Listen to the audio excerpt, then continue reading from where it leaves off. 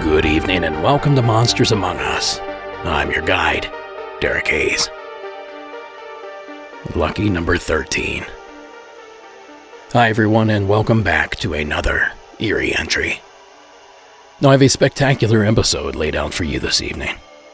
And for anyone that might be tuning in for the first time, what you're about to hear are recordings made on my hotline from normal people just like you. People that have experienced something they just can't explain. Then afterwards we will discuss logical explanations, alternative theories, and explore any tie-ins with existing paranormal lore. But at the end of the day, you must decide which you think is true. So to kick off our evening, we venture to the state of Utah, where Alexander has a hair-raising entry just for us. Hey Derek, my name is Alexander. I'm calling from Utah. So this story took place about 10 years ago. I was 16, 17, somewhere in that range. And I was, at the time, in the Boy Scouts. I was pretty involved in Boy Scouts. And for one of our camping trips, we went down to kind of southern Utah, down to the Arches National Park, a very famous national park in Utah. And while I was there, this is a little bit south of the park, if I remember right.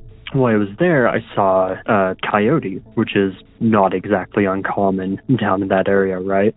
But the weird thing about this one was that, I was watching it, it was kind of far away, and it got up onto its hind legs and just started walking away. I kind of watched it for a little bit, and it walked away till I couldn't see it anymore. Never saw it get back down on all fours, just walking on its hind feet. So yeah, I don't know if that's a common thing that coyotes do, but figured I'd just pass this short little story along. Thanks. Bye. Thank you, sir. Well, here we go. This is my type of call. You know, something tangible that we can really sink our teeth into, so to speak. Well, let's begin with the obvious. Coyotes are abundant across the continent. So seeing one, as Alexander mentioned, is not all that rare. But to see one get around on only its hind legs, well, for good reason, is jarring and almost impossible to fathom. But, believe it or not, we've covered abnormal bipedal animals before. Do you guys remember Petals the bear? Finally tonight, Walking Tall, the mystery of the black bear walking on two legs that had much of the country watching videos of him, it would appear, is back tonight. And so is Ron Claiborne. People in Oak Ridge, New Jersey say there's no doubt about it. That's the same bear, all right. The same one they first spotted nearly 2 years ago. A black bear walking on its hind legs with the agility and ease of any human. I don't see it. Now nicknamed Petals, he was first seen and captured on video back in August 2014. There it is. There it is. Does she know that's a bear? You know that's a bear, right? I know! More than likely it was a car accident. Bears can walk on their hind legs very well, and it's just they don't choose to do so. Now that clip is courtesy of ABC World News Tonight. And sadly, some mouth breather shot and killed Petals after luring him in with an apple during the 2016 New Jersey black bear archery season. Well, I have no doubt that guy is awfully proud of himself. After all, he managed to take down a mighty three-legged bear. I mean, that guy's a regular Davy Crockett. Anyway, for a short few years, Petals was the talk of the town, proving that nature always finds a way. But I hear you guys. Bears are already bipedal at times. The fella in the news clip even said so. Well, I suppose an example from the canine family would be more convincing. This is how Dexter walks, runs, everywhere. It's a lot of running, and I have to slow him down. Kenty and Dexter do have to slow down to answer the obvious question. Why does that dog look like a human? Because he only has 2 legs that really work well. Why? Because he was in an accident. Back in 2016, about a year into his little life, Dexter was hit by a truck. We didn't think he'd make it. His front legs got caught underneath the wheel. Kenty and her family had already put down 2 dogs in 2 years. I couldn't put another dog down without giving him a chance. After surgeries and a whole lot of rehab, Dexter started to adapt. I know humans can do it, but to see an animal adapt to, obstacles and things that, they weren't born that way. And for those of you in the back that couldn't see, Dexter appears to be a Cocker Spaniel mix of some sort, but he's missing a front limb and the other is hanging limp, suggesting he has limited mobility. But that does not seem to stop him from trucking right along on his back legs. And that clip, by the way, comes to us from KUSA NBC News 9 out of Denver. Okay, so I think we've proved that it's at least possible that this was an injured animal that simply learned to adapt. But another thing I'd like to do while researching these entries is to compare experiences with others that may be even slightly similar. In doing so, one can often pull details that otherwise would have gone unnoticed if it weren't for comparing the additional sample. So I did just that, and the following, pulled from a Paranormal Junkie YouTube post, opens our eyes to all sorts of possibilities. Another very similar encounter happened when a woman in New Mexico saw a very odd-looking creature outside her house one night. At first she thought that it was a man, but this thing, whatever it was, had very odd posture, and it was standing perfectly still. So this woman was wondering if her eyes were playing tricks on her as it was nighttime. But once she got closer, she realized that this thing had the head and body of a wolf, but it was standing on its hind legs and it was rather muscular. Then this woman screamed her head off, and this creature took off at very fast speeds on his back legs back into the darkness. And at this time, this woman was convinced that she had just seen a werewolf. But her grandmother, who was Navajo, told her that this was not a werewolf. This was a skinwalker. There it is. The creature we were all suspecting, but none of us dared utter the words. Skinwalker. The Skinwalker legend is quite controversial, and from what I understand, the Navajo people, whom are custodians of this legend, are not keen on discussing it, and from what I gather, they prefer the rest of us drop it as well. But surely, someone in the Navajo Nation is willing to share this story with the world, especially if there's something dangerous lurking among us. But until I receive that message, this is what the folks at the History Channel and the Skinwalker Ranch have to say about the legend. The Skinwalker Curse has its roots in a feud between the Ute tribe and the Navajo tribe. At a time when the Utes were really aligned with the United States government and had sold many of their peers into slavery. So the Navajo cursed this property. A skinwalker is essentially a witch that has chosen to put on the skin, essentially, or the form of what can only be described as a giant wolf. A skinwalker is something that exhibits superhuman agility and strength. Placing the Skinwalker Curse on this property made it a very real place to avoid. Of course, that clip comes to us from the History Channel series, The Secrets of Skinwalker Ranch. So there you go, Alexander. Maybe an injured coyote, maybe a Native American witch, but either way, we truly appreciate the entry. Now perhaps you're a member of the Navajo Nation willing to educate us, or perhaps just someone with a wild story. Well, either way, do the right thing and call the hotline at 1-888-608-NIGHT. That's 1-888-608-6444. Or visit the website at monstersamonguspodcast.com skinwalkercurse.com for more submission options. Okay, so this next entry comes to us from Josh in the state of Nevada.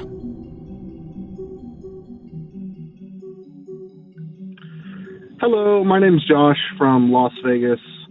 I had a weird occurrence happen to me when I was like 12 years old, so maybe 2005-ish. I'm from Las Vegas, like I said, and this happened in Las Vegas, like right on the corner of two very main cross streets. The way it's set up is if you want to cross the street using the walk signal, you have to like walk out to a small median and then cross the street the rest of the way. You usually wait right there on the median. And I had been walking through that area like every day for a couple years, you know, just lived in that area for quite some time and just always walked through that same way. And always stood on the median and waited for the walk sign. On this particular day, I went out with a close friend of mine and we went to the store to get my mother some soda. On the way back, we pushed the walk sign and then went to go walk out onto the median, and it was like a voice inside my head just screamed at me not to go out to the median that day. So I asked my friend, I told him, hey man, come stand on the regular sidewalk with me and let's just be safe today and just, come stand on the regular sidewalk. My close friend, he told me that I was just acting scared and there was just, you know, he was just making fun of me and calling me names and all that stuff that, you know, young guys do to each other when one guy seems to be acting scared. So I refused, and eventually he convinced me to start walking out towards that median again. I don't know what it was again, but really loud, like super crazy loud, something screamed inside my head, do not go out there. It was loud enough that it like hurt my head and almost gave me a headache. So once again, I did not head out there, and I was literally begging my friend, come on, man, please come stand on the sidewalk with me. And he was making fun of me a little more, and finally I told him, I said, I'm serious, man, I'm serious. Come stand over here, please. And finally he listened to me, and he comes and stands on the regular sidewalk with me. Well, we start hearing like police sirens and ambulance sirens. And I'm like, oh wow, that's crazy, you know, not really paying too much attention to it. And then all of a sudden, a car just smashes over that median, doing like maybe 80 miles per hour.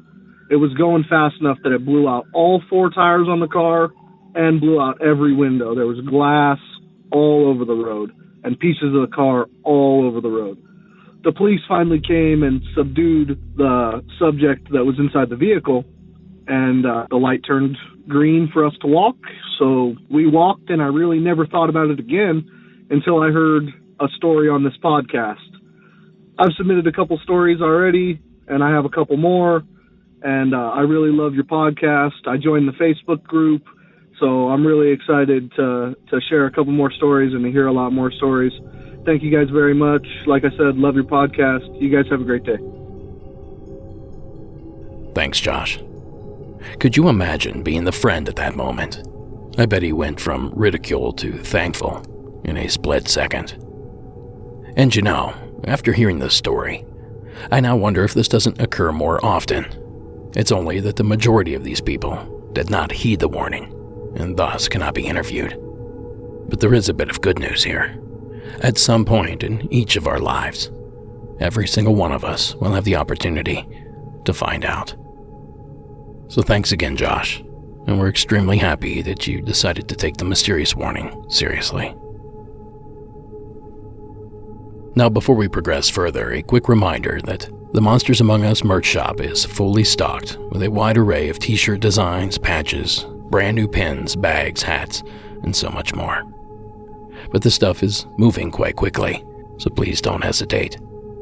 Visit monstersamonguspodcast.com to pick up your gear. And don't forget about that brand new Patreon exclusive glow-in-the-dark t-shirt featuring my face on the back.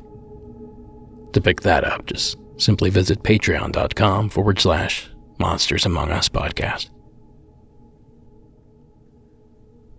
Now, I think it's time we tell our first ghost story of the evening.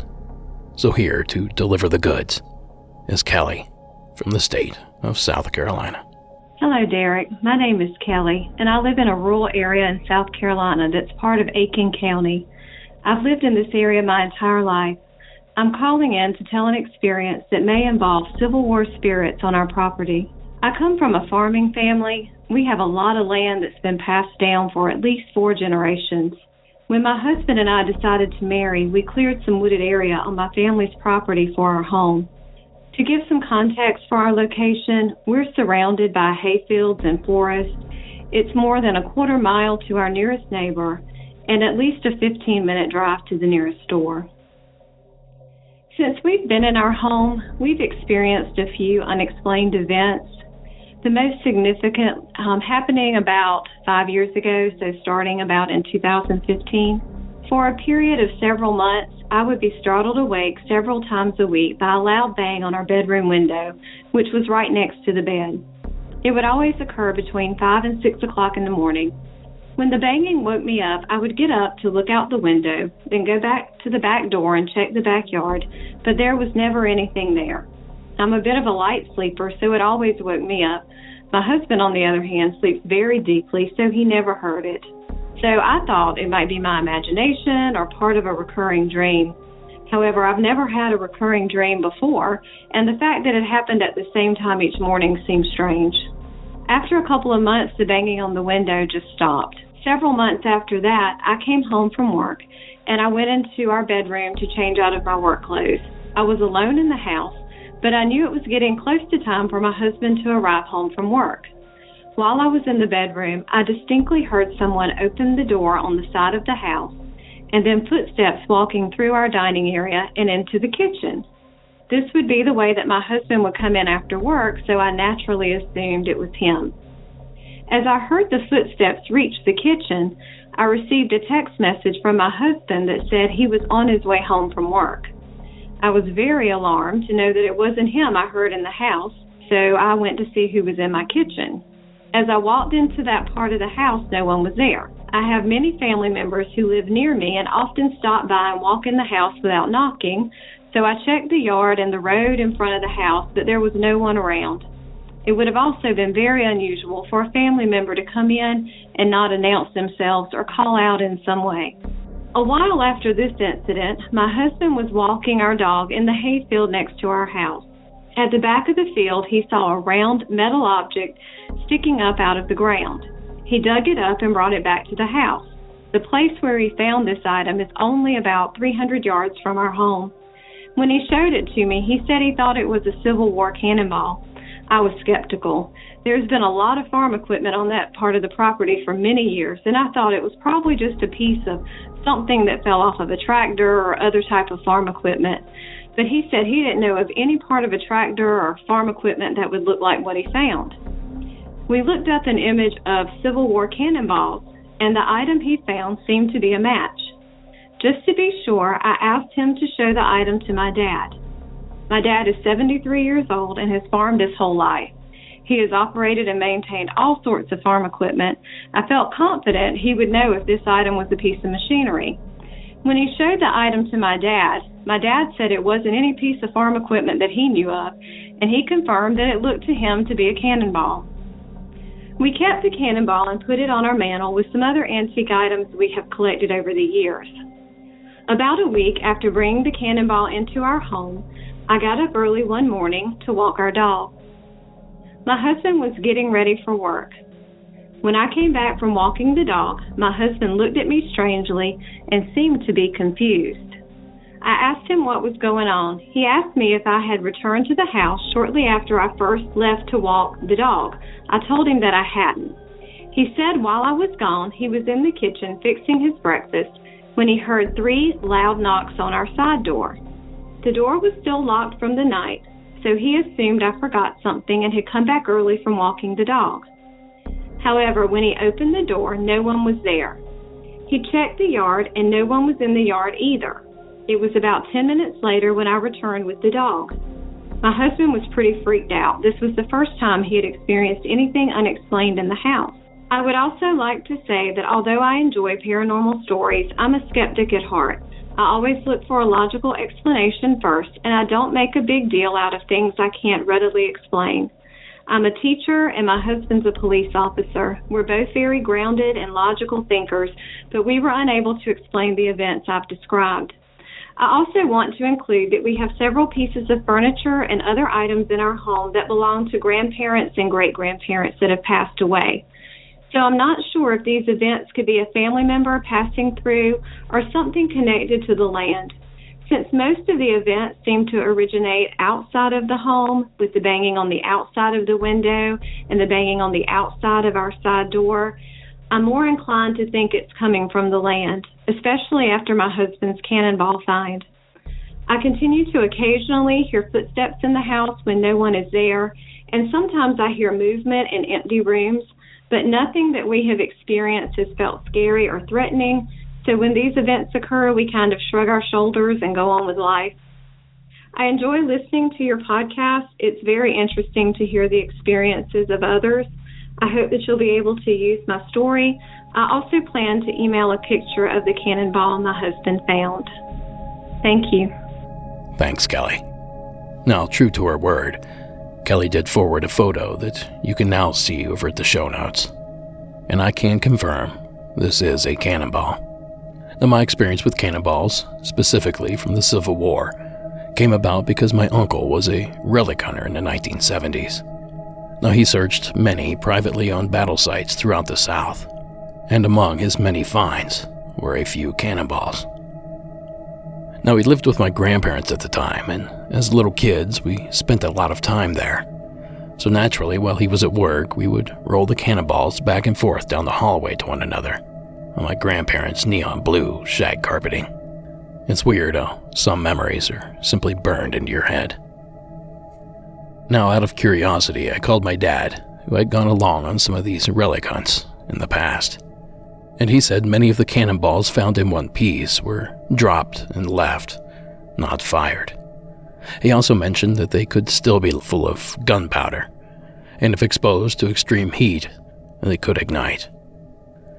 He even told me of an old treasure hunter he knew in the 1970s that died trying to drill into a cannonball that he had found. Apparently, he thought it was already detonated. Dad said the explosion killed him instantly. But I think you're fine, Kelly.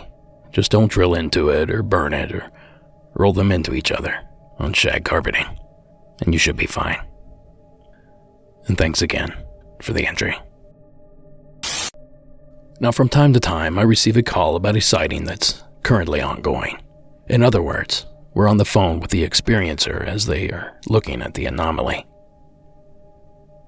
And this entry from Ari in California is just such a call. Hi, Derek. My name is Ari, calling from Southern California in Riverside County, to be specific. It's October 3rd, and it is 9:42 at night. And my family and I are actually right now looking at the moon, and it's so crazy because we see this floating light above it, and it looks like a star, and we can't quite make out what it is. My brother brought the telescope out, and it just looks like this kind of ray of, I want to say like a rainbow fire. I don't know how to describe it, but I don't see a cloud in the sky. I can see a few other stars, but this one is directly above the moon, just floating there. And there's nothing that I know it to be, not even a satellite. I don't know. I have no idea. I'm hoping that when you hear this, you can maybe look into it and tell us what we're looking at. But we're totally baffled right now. We're definitely thinking aliens for sure. I love your podcast. I hope to tell us what the heck is going on right now, because we're looking at it right now and it's been like that for a while. Well, I'll talk to you later. Bye. Thanks, Ari. Unlike most of these calls, I may have been able to solve your mystery. After some digging, I learned that the night of October 2nd, and by default, and to a certain extent, October 1st and 3rd, the latter being the night of Ari's sighting, well, I learned that the planet Mars on those particular dates paralleled the moon in the early hours of the evening. Now, the following blurb from spacetourismguide.com states it more eloquently. Mars has been being shy in the past few months, but has slowly been rising earlier in the night and increasing in viewing prospects.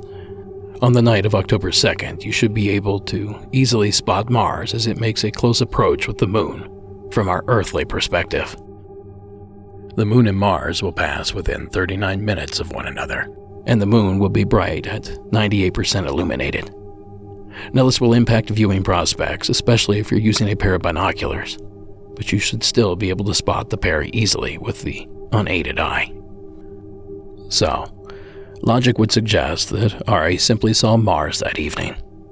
But before we jump to that conclusion, I also searched a trusty source for local UFO sightings, separated into individual dates. Now, this source is the National UFO Reporting Center. And well, wouldn't you know it, of the hundreds of submissions for the Golden State, there's not one single entry for the month of October 2020, despite the fact that there are dozens of entries for each of the other months that year. So take all that for what it's worth. And thanks again, Ari, for sharing your entry. Now up next, we make our way to Washington State. Rihanna, take it away. Hi, this is Rihanna. I'm from Washington State. My story happens in the early 2000s when I was in 6th grade. I was at my sister's soccer game. I had to pee, and it was a voting weekend, so my mom said I should try the gym. The game was at my old elementary school that I'd gone to from kindergarten up to 5th grade, so just the year before. I went to the gym, but it was dark and empty. The door, however, was propped open about an inch from a permanent piece of concrete on the ground, so it was like part of the cement ground. It wasn't just a little rock. I really had to go, so I thought it was lucky. The only light on in the building, out of the gym and the cafeteria and the bathrooms and some storage room, was the girls' bathroom light. Again, I thought that was lucky. I go in as I'm doing my business. I realize how strange this all was, and I start to get a feeling that I'm not alone. So I bend down to check if there's any other feet in the stalls. It's a really small bathroom, 2 stalls, and there's no other feet. And so I hurry, but for some reason, I'm a kid and I think I need to wash my hands or it's a disaster. So as I'm washing my hands, I keep looking in the mirror which faces those 2 stalls. And as I'm staring in the mirror, the stall door just slams shut behind me. And so I book it, run out, and I never look back, and I haven't been back since. But yeah, it's an older school. Of course, they tore it down in the 70s, but the schoolhouse has been there since the early 1900s, back into the 1800s. So who knows what could have been there, but it's the only paranormal experience I have. Anyways, love the podcast. Thanks. Thank you, Rihanna. How lucky am I? Which is the final thought of every mouse upon discovering quote-unquote free cheese. It certainly is a spooky experience. Now, in regards to the location, I wonder if there are any other reports from that particular school. Perhaps a legend or ghost story in place. But then again, as I think about it, it seems that many schools have these sorts of legends for one reason or another. So be careful in opening that can of worms. And thanks again, Rihanna, for sharing. Now I think we have time for one more before we reach this week's finale. And this one comes to us from an anonymous caller. All right, quick call about, I think you mentioned you were doing a special on Anza, California. Maybe it's already concluded, don't know, but you have this phone number. I was with someone in Anza many years ago. We're talking like 33 years ago. And we were staying at her boss's place up in the mountains. It was really great, but at night she kind of had this vision. It was pretty intense, and she was looking out from the mountainside that we were on, looking west towards the town of Anza, and I think the reservation is to the west past that town for the Coyotes Indians. I'm not sure I'm pronouncing it right. I think it's Cuhuilla. And what she saw was pretty intense. It was like a dark line from south to north, an even line proceeding towards us in the east, looking down on the valley. And it was just kind of overwhelming. And the place was very odd. It was beautiful, but we also noticed on the hillside that we were at, there were at least 2, if not 3 faces in stone pointing upward, like looking upward at the sky. Kind of a Native American thing looking. And with the eyebrows, the noses, the chin, and they were huge boulders. Even wrote a poem about it. It was so intense. But anyway, this was in the winter about 33 years ago in Anza, and have never forgotten that place. There's something about it that's kind of heavy. Not totally positive, maybe, but especially after driving one of the mountain bikes there, and I rode one into town, and I passed this guy who was on a motorcycle all dressed in black, in a black motorcycle, and I kind of chuckled because he had pulled over and he was walking his motorcycle, and then mine died like within 10 seconds after that, and he passed me by. And it was just, the whole thing was weird. Whatever. All right. Thanks for listening. Oh, I hear you. There's just something about that place. Thanks, caller, for sharing. Now, it's certainly interesting that you mentioned the boulders having faces. In our upcoming documentary, Shadows in the Desert, High Strangeness in the Borrego Triangle, we've begun uncovering stories about some large creatures seemingly made of boulders, or something mimicking the natural stone of that area. Now, there's some pretty gnarly stories to come out of that place. And as I mentioned a few episodes back, I finally have some updates on our upcoming project. Now, COVID restrictions have lifted to the point that we can finally begin shooting. And our first outing is scheduled for mid-June, and we have some amazing things in store. Now, there's no release date yet, but I'd bet some money that you could see it around this time next year. Or for those behind, by spring of 2022. Of course, we will keep you updated as the project progresses. And thanks again, caller, for sharing. We just might be reaching out, and I might as well say to anyone else with experiences from the Anza Borrego Desert State Park area here in Southern California. We would love to hear from you as well. So shoot me an email or call the hotline at 1-888-6089. Now, as it turns out, we have enough time to sneak in one more before we feature our final story. Now, this one is a creepy little entry from David in the state of Georgia. Hey, Derek, this is David from Central Georgia, calling again. Just wanted to give you a story that happened to me a couple years ago on my way home from work. I had left work early. I usually get off at midnight, but I left work early going home, and the time of day, it was just about dark enough to start needing headlights, and I was on an old country road, and I just topped a hill, and you've got to go down to the bottom of the hill, and as soon as you get to the bottom, you go up another hill. Well, at that bottom is a crossroads.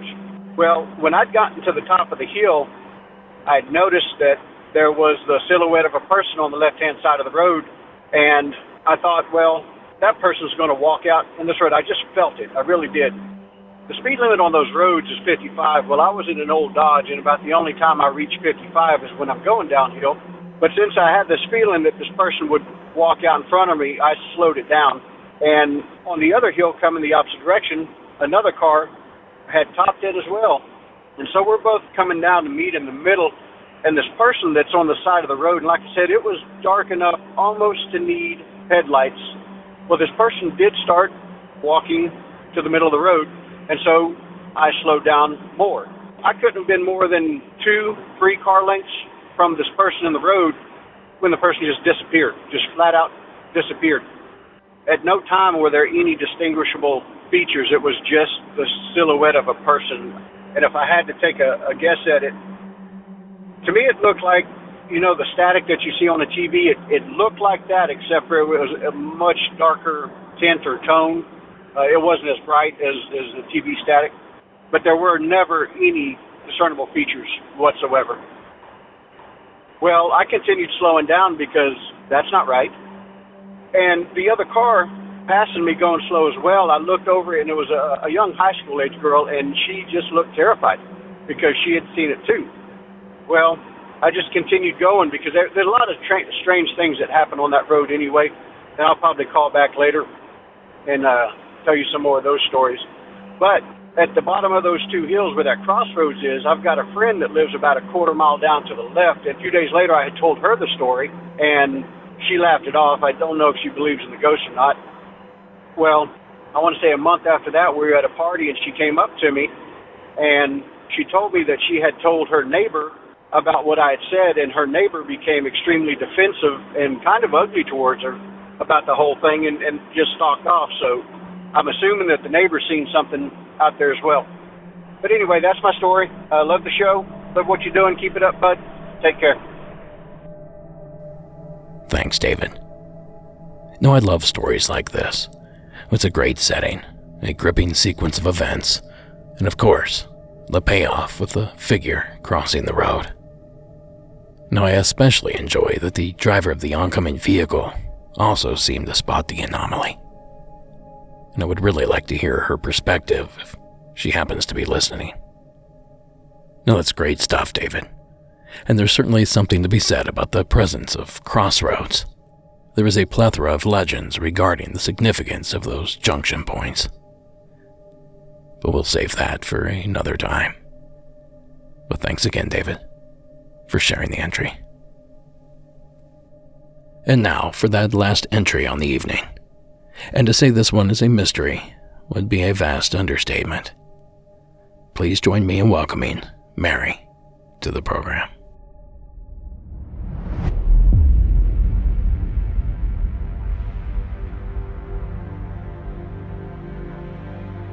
Hi, my name is Mary, and I currently live in North Carolina, but my story takes place in Chicago, Illinois.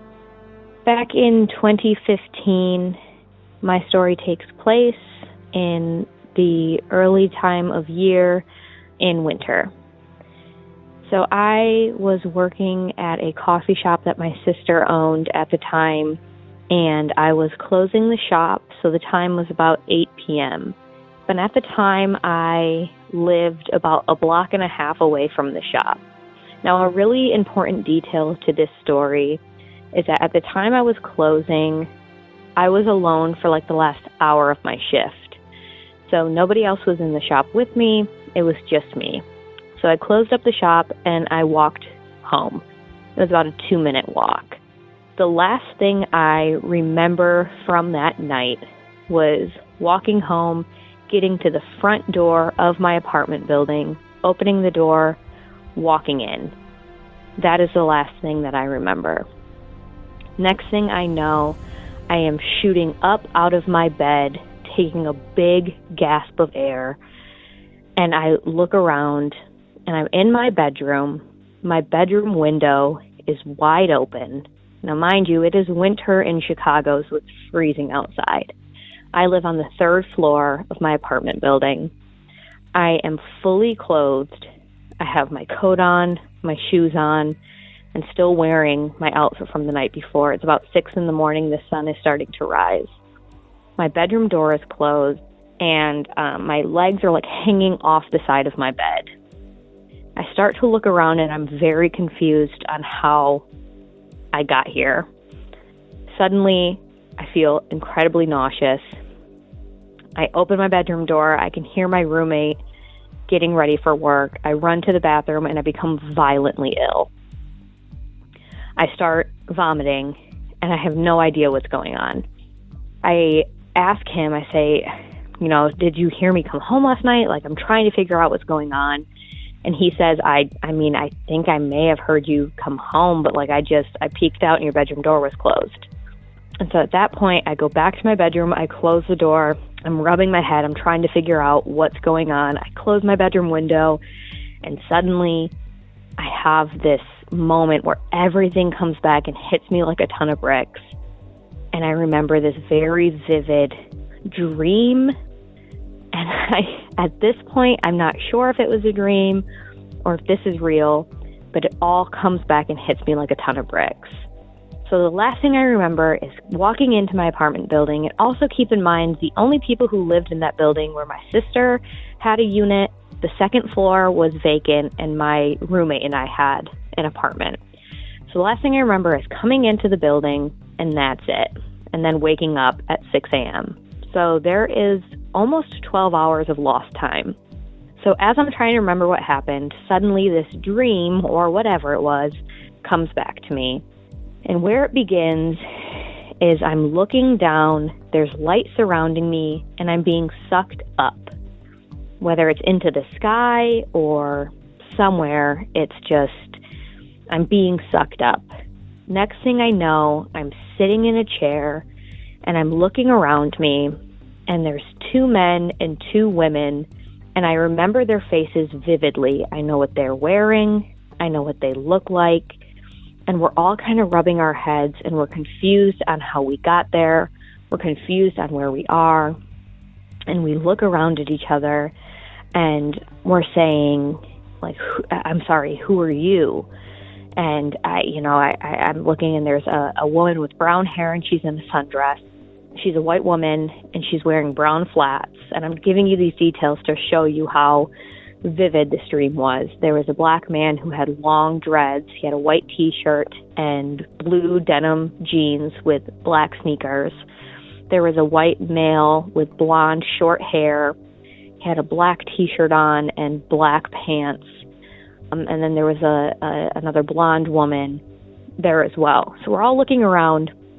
It's hard to really describe where we were. Everything looked very artificial, and I couldn't really tell you if we were outdoors or we were indoors.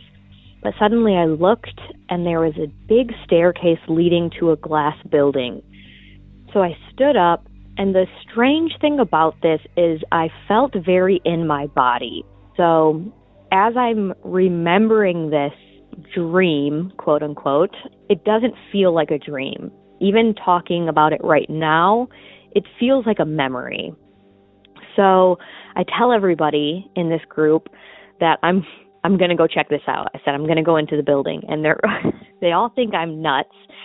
And I remember in that moment saying, oh my gosh, Mary, you are the idiot in the scary movie. But I walk up the steps and I enter the building, and I remember seeing 2 figures that led to 2 different sides.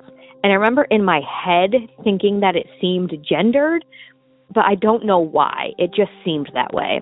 So I went to the side that seemed to be female. And as I'm walking up the second set of steps, this creature, I guess you could call her, or it, comes out. She was incredibly tall, like maybe 7 feet or so. And she was very long. Everything about her was long. Her arms, her fingers, her neck. And she had like brown, straight hair, human features, but everything was very far set apart. Eyes were very far, her nose, her lips, everything was very wide set. And she looked down at me, and I looked up at her, and she communicated with me in English. And in a very fey voice, I heard, Mary, hello, we've been waiting for you.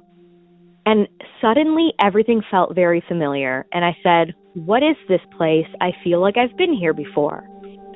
And she replied to me, almost laughing, and said, of course you feel that way. This is where it all begins. And she said, follow me. So I follow her through this other set of doors, and we go into a room that's filled with computers.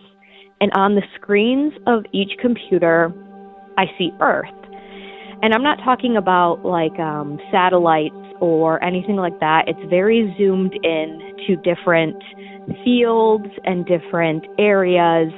So I couldn't even tell you, like, if I wouldn't be able to tell you what state it was. It was just very zoomed in.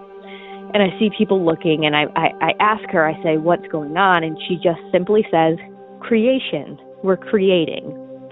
And so we keep walking, and she's showing me around, and suddenly we walk into another room, and she turns, and mind you, what they're wearing is these long, flowy, gray, almost dress-like tunics. And she turns around, and she's holding a folded gray tunic in her hand. And she looks at me and she goes, "Now is your time to decide." And I'm so confused, and I said, "Decide what?" And she says, "If you'd like to stay or you'd like to return." And it was in that moment that I shoot up out of my bed, and I'm back in my bedroom. And then I get violently ill, and I start throwing up. So that is my story. I don't know if I had a seizure or if I was abducted, but my brother is a huge fan of the show. And as soon as we were discussing this story, again, this was back in 2015, he said, "You have to call. These details are far too wonderful not to share. It would be a perfect story for the show." So hopefully you can use it. And I'm still, to this day, 6 years later, not sure what happened to me that night. But we're big fans of the show. And thank you so much for listening. And have a great night. Thank you, Mary. And a huge thanks to your brother for encouraging you to share. Now, real quick, before we dive in, I can't help but notice how quiet the old mirrored men have been over the past couple of years. And this chunk of missing time Mary experienced was a great reminder of their wicked ways. So if you're sitting on an experience with these odd fellows, let's hear them.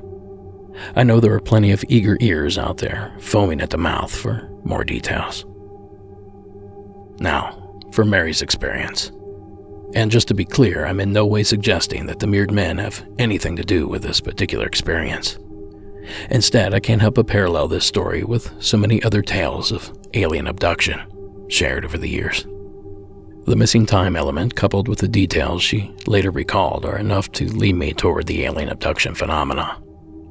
But I'll be the first to admit that this case is different from most in several different ways. For starters, Mary was presumably abducted off the street, something that her lapse in memory suggests. Now, this is a bit abnormal because a vast majority of abduction cases begin with the abductee sleeping. And perhaps what's most jarring is that, unlike most other abductees, whom are seemingly returned to the very place of which they were taken, that doesn't seem to be the case with Mary, as she was seemingly plucked from the street and returned to her bedroom. Now, I'm sure other instances like this have occurred, but honestly, I cannot recall any. That is, except for one. Anything I've ever heard. Travis Walton is an unassuming guy with a story that has captivated millions for decades, an abduction by an alien craft. It's November 5th, 1975. Travis, along with his brother-in-law and co-workers, are driving along and spot something in the woods. This glow that, lit up the surrounding foliage. It just made everything look kind of weird. Travis and his buddies are heading down a remote road inside the forest when they see some kind of ominous light. A craft is hovering over the tree line. And that's when Travis's curiosity got the best of it. The closer I got, looking up at it, I was just walking slower because my eyes were just riveted on this thing. And He tried to run back to the truck. They're yelling at me, "Get out of there!" And I stood up, bam!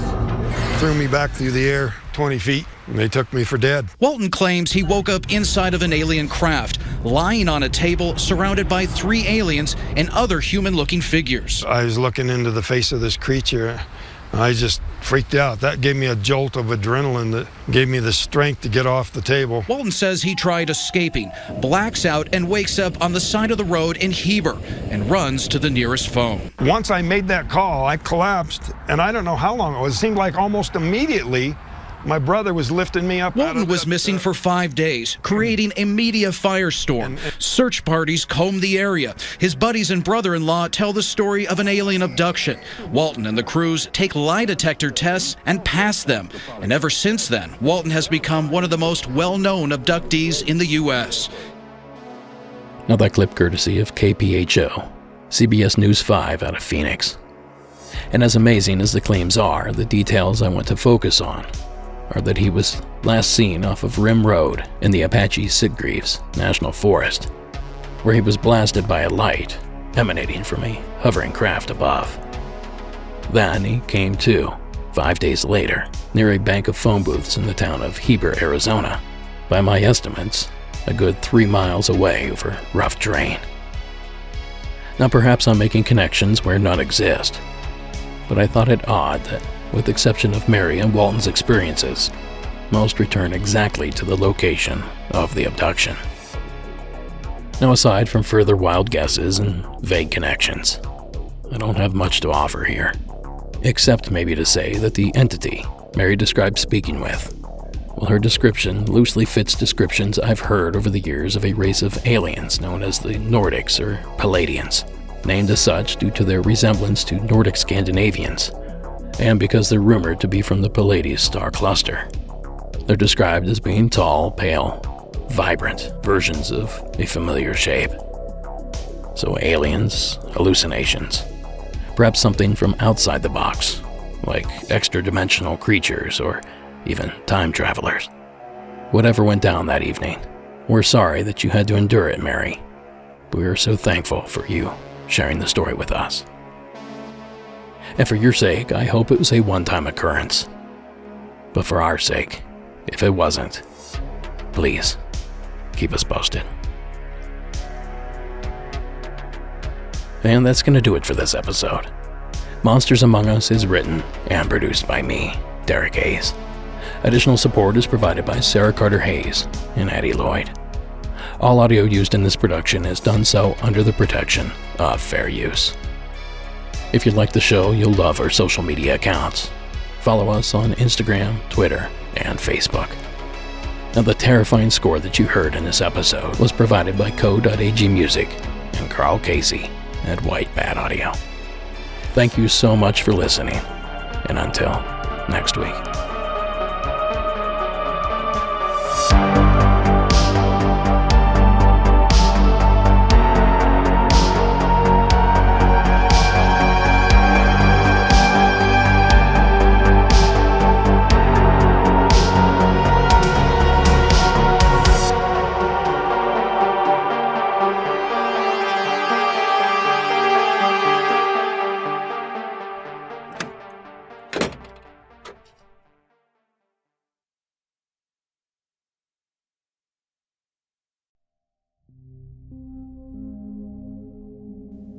Thank you for sticking around for this final entry. An entry from Samantha in Arizona. Hi, Derek. My name is Samantha Almeida, and I'm calling from Tucson, Arizona. And my story happened when I was a little girl, around 5 or 6 years old. So this was the early 90s, 93, 94. And I was living in a pretty large house. It was a 4-bedroom house, but it was on the south side of Tucson, so it wasn't anything that was beautiful or outstanding. It just, it was very roomy and spacey. I lived there with my tia and my cousins and my mom. She was a single mom, and my nana, so it was crowded. But on this particular day, my tia and my cousins were in the process of moving out, so I was by myself. I was the only kid at home, and I was playing outside. And I just started hearing humming, like a child, like a little girl humming. And this was weird, particularly because my neighbors, they didn't have any kids. They were both old, retired couples, and they just never had any kids around. And that was something that I noticed because it was the 90s, and we used to ride our bikes all the time, until the sun went down. And we knew all the kids in the neighborhood. So I knew there were no kids that belonged at either of our neighbors' houses. And so I was curious, and I followed the humming, and it was a very large backyard. And in one part of the backyard, it was like a garage that was built. And in it just was a mess, old tools, spider webs. It just wasn't utilized by us. There was a bunch of women that lived in the house. It was just junk. And we played in there a lot.